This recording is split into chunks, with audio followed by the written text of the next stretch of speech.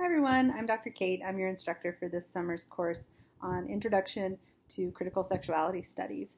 Welcome to the first day of our summer term. I wanted to just drop in, say hello, let you see that I'm a human being, and give you a few things to keep in mind as you do your reading for this first week of class. First of all, I hope that you've answered the Introduce Yourself discussion board. Make sure you do that before the end of the day on Tuesday. It's a good way for us to get to know each other a little bit and for me to know a little bit more about where you're coming from. And so do that.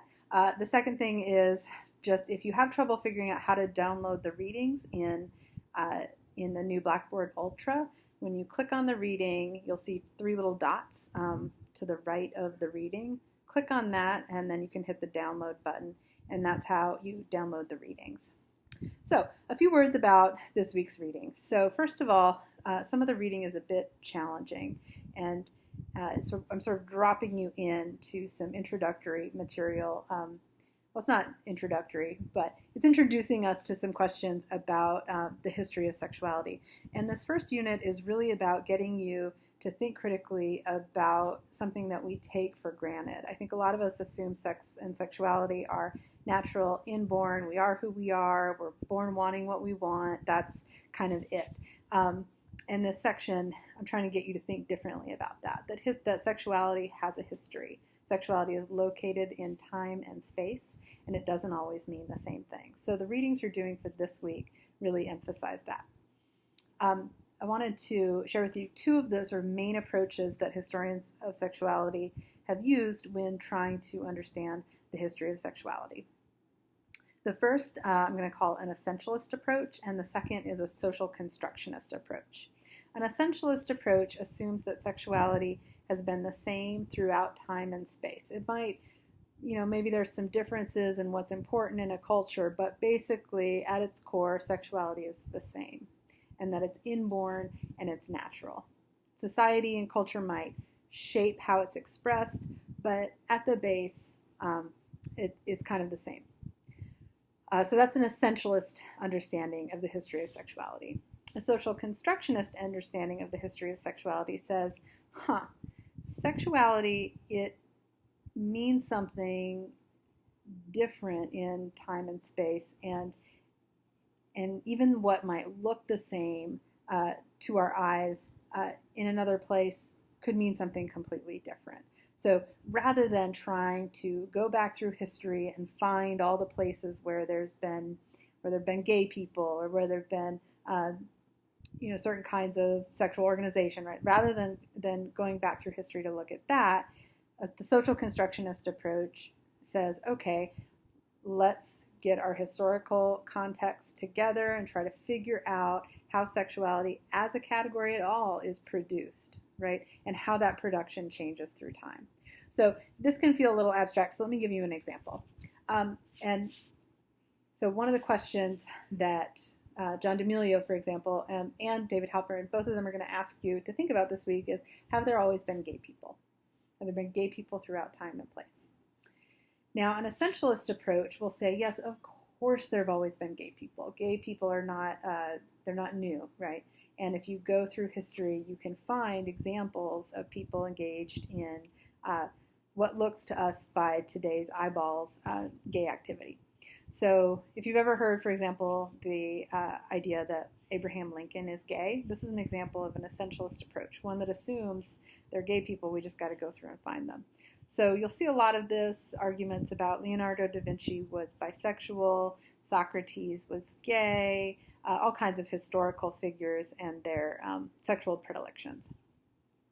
A social constructionist approach takes a different tack. It says, so what is gay anyway, right? Gay is a category of identity.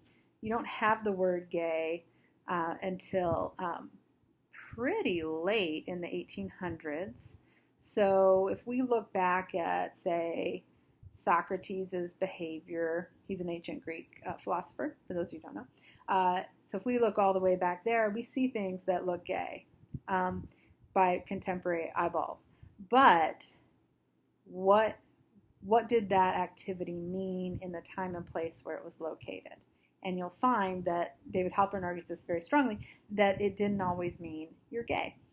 Judith Lorber will also make this point. She will say, okay, we might see same-sex sexual activity referred to in literature and art and other cultural productions across time and place, but it doesn't always mean the same thing. So let's look at the Abraham Lincoln as gay example. An essentialist approach says, yes, we see that he did things that look gay. So here are the things he did. He regularly shared his bed with a man who was a close friend of his. When he was traveling, he would write letters back to that close friend that were often very effusive, and they said things like, my dearest, and I forget the name of the guy that he slept with, but I'm bad with those kind of details. Sorry, should know that up front. Let's say Jack. Oh, dearest Jack, I miss you so. And it's a very effusive, what sounds to a 2019 reader like a love letter.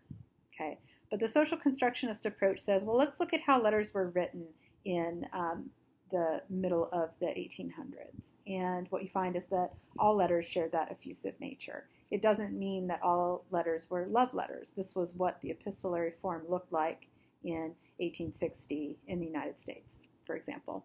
Epistolary just means letter writing. So there are people who study like how letters are written. It doesn't mean that that letter doesn't mean that he's gay. Oh, but he slept in the same bed with a guy. Friends regularly shared beds. Whole families would share beds at the same time. It doesn't mean that everybody was sleeping together all the time.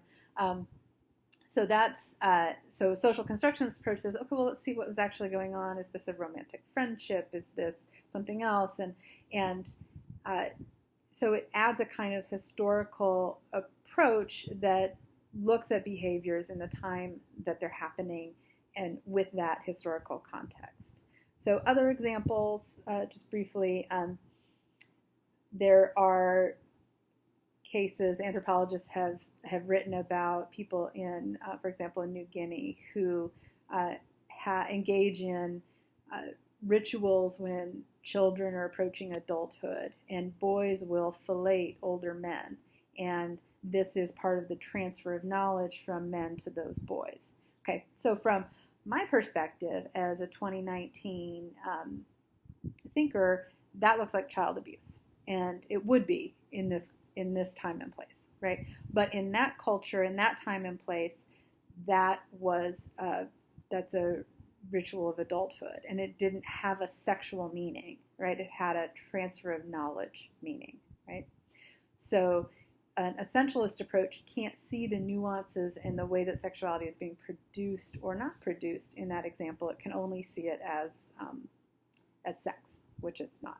So when you're reading, keep track of sort of everything we're reading, I think, is taking a social constructionist approach and really looking at the history. And this is important for a couple reasons. I think that essentialist thinkers of sexuality have often thought that if we can just prove, for example, that gay people have always existed, then people can't hate gay people, right? That will be part of our liberation.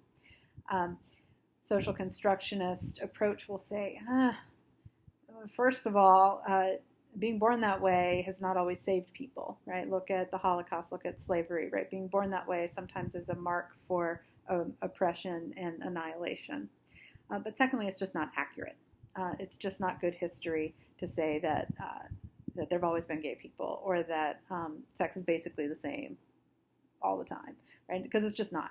So historically, that's not as useful. And then finally, when you're reading John D'Amelio's essay on capitalism and gay identity, in the last couple paragraphs, he talks about what we can learn specifically from gay people and the way that they've made life and family within a culture that says they can't exist, and how we might use those resources to imagine ways of dealing with collective problems now, things like childcare, aging parents, things like that.